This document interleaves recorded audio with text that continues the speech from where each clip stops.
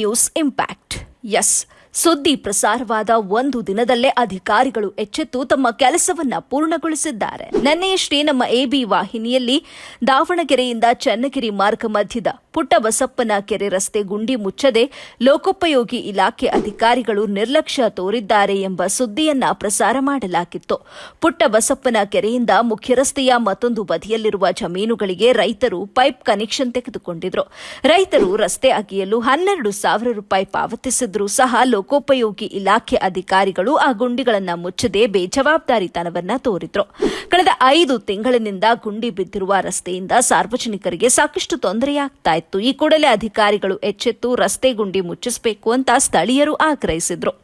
ಇದರ ಬೆನ್ನಲ್ಲೇ ಸುದ್ದಿ ನೋಡಿದ ಅಧಿಕಾರಿಗಳು ಸ್ಥಳಕ್ಕೆ ದೌಡಾಯಿಸಿ ರಸ್ತೆ ಗುಂಡಿಗಳನ್ನು ಮುಚ್ಚಿಸುವಂತಹ ಕೆಲಸ ಮಾಡಿದ್ದಾರೆ. ಇದಲ್ಲದೆ ಇದೇ ರಸ್ತೆಯಲ್ಲಿಯೇ ಇನ್ನು ಅನೇಕ ಗುಂಡಿಗಳಿದ್ದು ಆ ಗುಂಡಿಗಳಿಗೂ ಕೂಡ ಮುಕ್ತಿ ನೀಡಿ ಸಾರ್ವಜನಿಕರ ಸುಗಮ ಸಂಚಾರಕ್ಕೆ ಅನುವು ಮಾಡಿಕೊಡಬೇಕಾಗಿ ಎಬಿ ನ್ಯೂಸ್ ಕಳಕಳಿಯಾಗಿದೆ. ವರದಿ ನಲ್ಲೂರು ಮಹಮ್ಮದ್ ಆಸಿಫ್, ಎಬಿ ನ್ಯೂಸ್, ಚನ್ನಗಿರಿ.